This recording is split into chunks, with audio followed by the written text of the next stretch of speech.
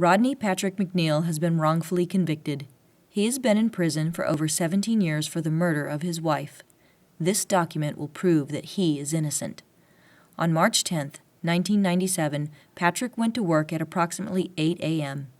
His last recorded phone call from his office phone to his home was at 12:19 p.m., at which time no one answered.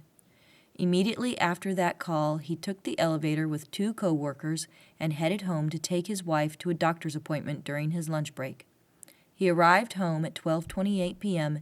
and discovered his wife brutally murdered. He called 911 at 12:29. The police arrived at 12:32 p.m. This document was written by paramedic Tom Slice at 12:42 p.m., approximately 15 minutes after Patrick arrived home. This document states that Mrs. McNeal was in late rigor mortis. Rigor mortis is one of the recognizable signs of death caused by chemical changes in the muscles after death. The chemicals cause the limbs of a corpse to stiffen. The process starts with the head and neck. It sets in between 2 to 6 hours after death, but can vary with body temperature and other factors. This would indicate that Mrs. McNeal was not murdered at 12:29 or even at 12:10 p.m., which is when the prosecution stated Mr. McNeal was at the home.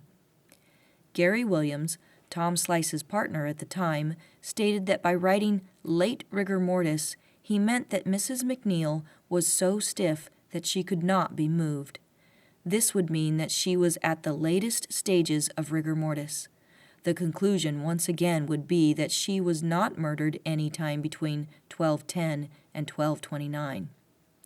Also, the prosecution stated that Mr. Joe Baca made the last phone call from Mr. McNeal's office phone, but according to records, Mr. Baca arrived at work after 1 p.m. that day.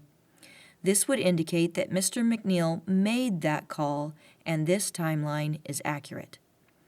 Mr. Tom Slice did not testify, nor was this document presented during trial. Either Mr. Slice's testimony or this document would have been critical in proving that someone else murdered Deborah McNeal at least 30 minutes prior to Patrick's arrival.